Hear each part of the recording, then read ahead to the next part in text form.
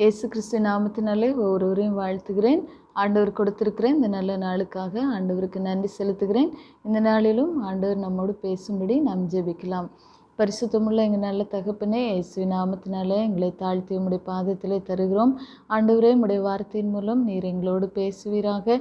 உம்முடைய நாமம் மாத்திரம் மகிமைப்படட்டும். இயேசு கிறிஸ்து நாமத்தில் பிதாவே, ஆமேன் ஆமேன்.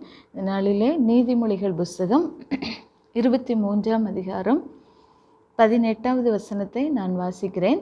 நிச்சயமாகவே முடிவு உண்டு, உன் நம்பிக்கை வீண் போகாது என்று சொல்லப்பட்டிருக்கிறது.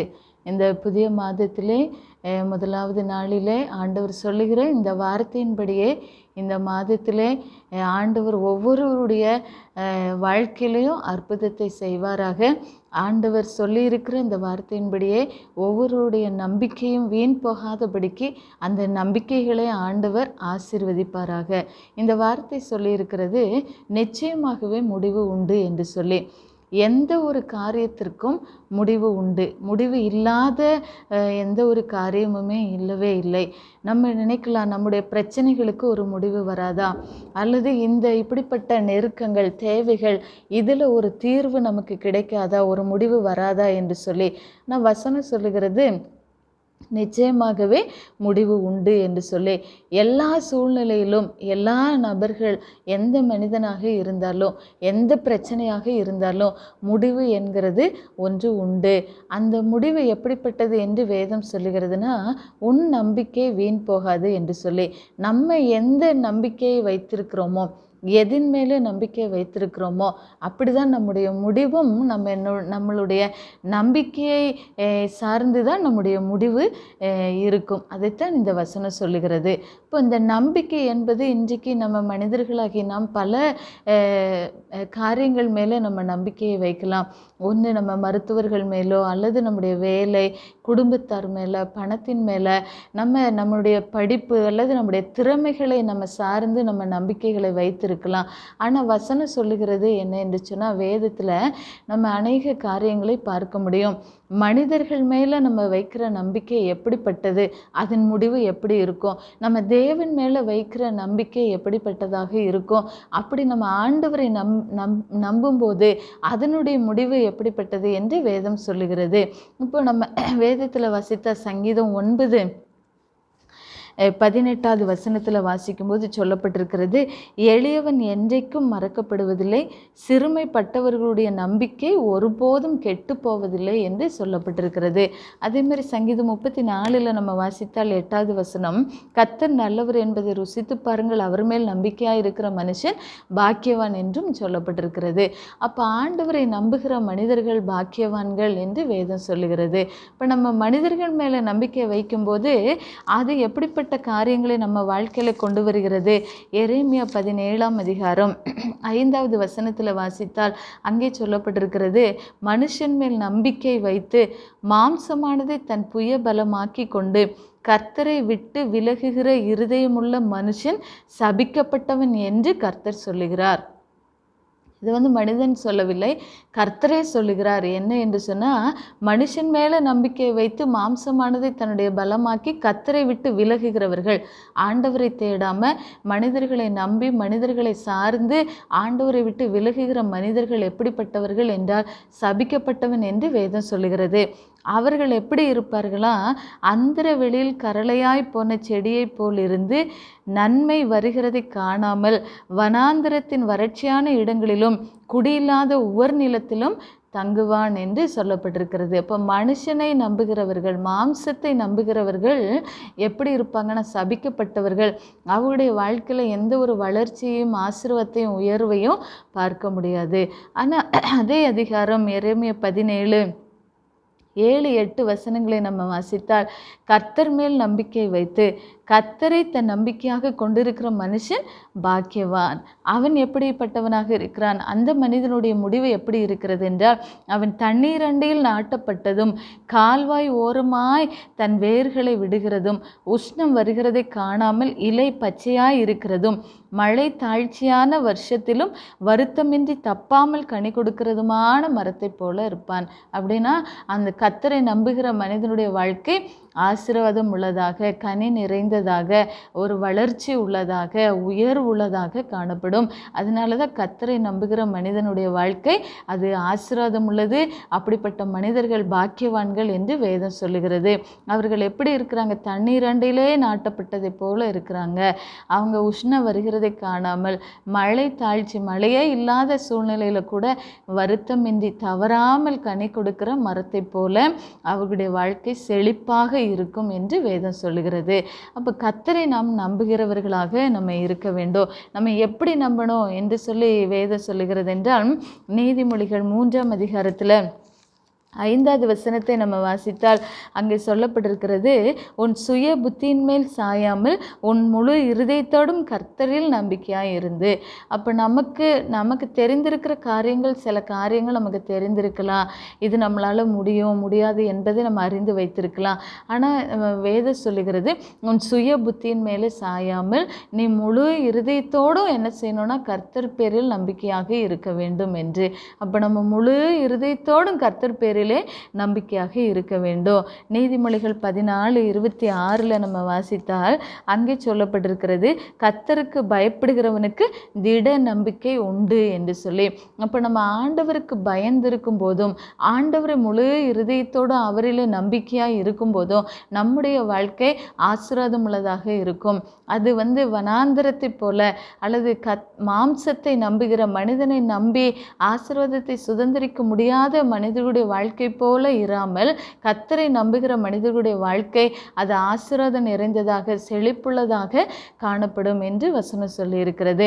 அதே மாதிரி நம்ம வாசித்தோம் என்று சொன்னால், யோபுவை குறித்து சொல்லும்போது யோபு 13ஆம் அதிகாரத்தில் 15வது வசனத்தில் யோபு சொல்லுகிறார், அவர் என்னை கொன்று போட்டாலும் அவர் மேல் நம்பிக்கையாக இருப்பேன் என்று யோபு சொல்லுகிறதை பார்க்கிறோம். யோபுவுக்கு எத்தனை பிரச்சனைகள் வந்தது, இருந்த எல்லாவற்றையும் இழந்து போனார். பிள்ளைகள், வீடு, சரீரத்தில் சுகம் எல்லாவற்றையும் இழந்து போன அந்த யோபு சொல்லுகிறார், அவர் என்னை கொன்று போட்டாலும் அவர் மேல் நான் நம்பிக்கையாக இருப்பேன் என்று சொல்லி. அப்போ தேவன் மேலே நம்ம நம்பிக்கையாக இருக்க வேண்டும். அப்படி நம்ம நம்பிக்கை வைக்கும் பொழுது எல்லாவற்றையும் இழந்திருந்தால் கூட இழந்த எல்லாவற்றையும் ஆண்டவர் நிச்சயமாக 2 மடங்கு திரும்ப தர வல்லவராக இருக்கிறார். ஆகவே நம்ம நம்பிக்கையில் சந்தோஷமாக இருக்க வேண்டும் என்று ரோமர் 12:12 சொல்லப்பட்டிருக்கிறது. நம்முடைய நம்பிக்கையில் நம்ம சந்தேகப்படக்கூடாது. நம்ம வைத்திருக்கிற நம்பிக்கையில் இது நடக்குமா நடக்காதா, கிடைக்குமா கிடைக்காதா, ஒருவேளை கிடைக்காவிட்டால் என்ன செய்வது என்று சந்தேகப்படாமல் அந்த நம்பிக்கையை குறித்து நம்ம சந்தோஷமாக இருக்க வேண்டும் என்று வேதம் சொல்லுகிறது. அது மாத்திரம் இல்லாமல் எபிரேயர் 3ஆம் அதிகாரத்தில் நம்ம வாசித்தால் எபிரேயர் 3:14 சொல்லப்பட்டிருக்கிறது, நாம் ஆரம்பத்திலே கொண்ட நம்பிக்கையை முடிவு பரியந்தம் உறுதியாய் பற்றி கொண்டு இருப்போம் ஆகில் கிறிஸ்துவின் இடத்தில் பங்குள்ளவர்களாய் இருப்போம் என்று சொல்லப்பட்டிருக்கிறது.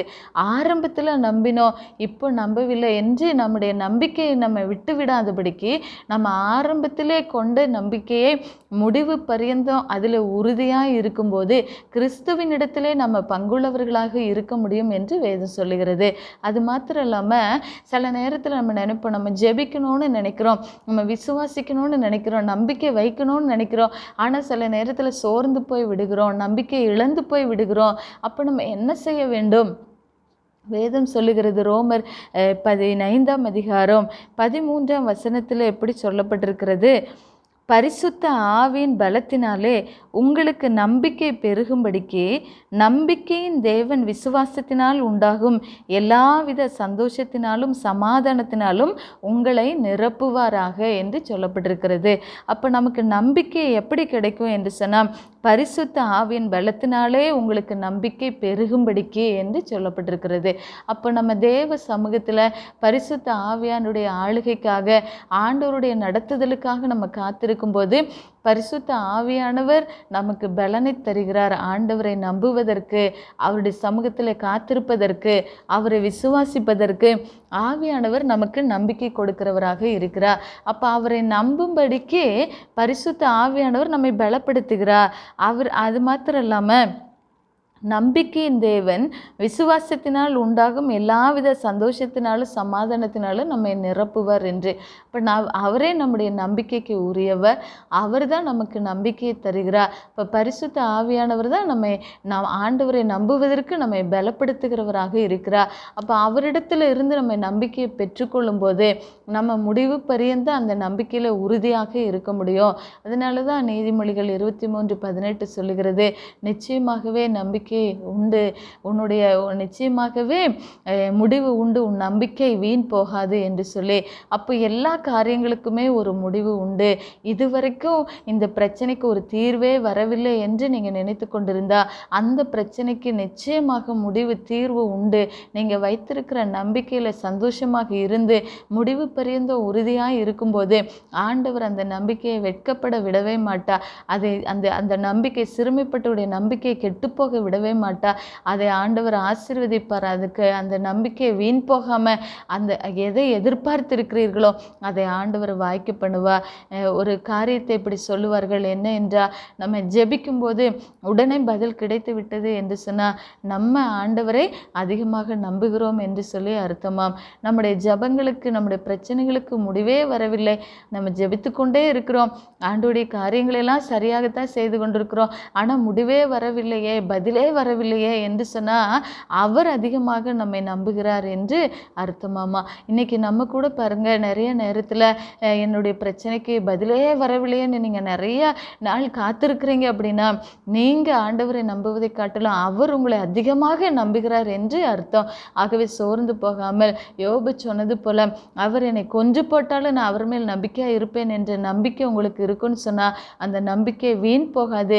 நிச்சயமாக முடிவு வரும். அந்த முடிவு நீங்கள் எதிர்பார்த்திருக்கிற முடிவை உங்களுக்கு கொடுக்கும்படி உங்கள் பேரில் வைத்திருக்கிற நினைவுகளை அறிந்திருக்கிறேன் என்று ஆண்டவர் சொல்லுகிறார். அது தீமைக்கானதல்ல, அது நன்மைக்கு ஏதுவான நினைவுகளே என்று எரேமியா 29:11 ஆண்டவர் சொன்னது போல எதிர்பார்த்திருக்கிற முடிவுகளை தீமைக்கானது அல்ல நன்மைக்கானதாக ஆண்டவர் மாற்ற வல்லவர். அப்படியே அவர் உங்களுக்கு செய்வாராக. நாம் ஜெபிக்கலாம். பரிசுத்தமுள்ள எங்கள் நல்ல தகப்பனே, இயேசுவின் நாமத்தினாலே எங்களை உம்முடைய பாதத்திலே அர்ப்பணிக்கிறோம். ஆண்டவரே, இந்த வேளையிலும் நிச்சயமாக முடிவு உண்டு, உன் நம்பிக்கை வீண் போகாது என்ற வார்த்தையின்படி எந்த சூழ்நிலையிலும் எங்களுடைய நம்பிக்கையை நாங்கள் விட்டுவிடாதபடிக்கு முழு இருதயத்தோடும் உண்மையில் அன்பு கூற, உண்மையில நம்பிக்கையாக இருக்க, நம்பிக்கையில் சந்தோஷமாக இருக்க ஆண்டவர் உதவி செய்யுங்க. பரிசுத்த ஆவியானவரே, நம்முடைய பலத்தினாலே நம்பிக்கையை நீங்கள் ஒவ்வொருவருக்குள்ளாக பெருக செய்வீராகப்பா. நீங்கள் அப்படி செய்வதற்காக நன்றி. யோபுவை போல இழந்த எல்லாவற்றையும் எல்லா சூழ்நிலையிலும் உண்மை நம்பியிருந்தது போல நாங்களும் நம்பிக்கை கொண்டிருந்து இழந்த எல்லாவற்றையும் 2 மடங்கு பெற்றுக்கொள்ள ஆண்டவர் எங்களுக்கு உம்முடைய பிள்ளைகளுக்கு நீங்கள் அனுக்கிரகம் செய்யும்படிக்கு நாங்கள் ஜெபிக்கிறோம். கர்த்தர் அப்படி செய்வதற்காக ஸ்தோத்திரம். இயேசு கிறிஸ்துவின் நாமத்தில் பிதாவே, ஆமென், ஆமென். ஆண்டவர் ஒவ்வொருவரையும் ஆசீர்வதிப்பாராக. தேங்க்யூ.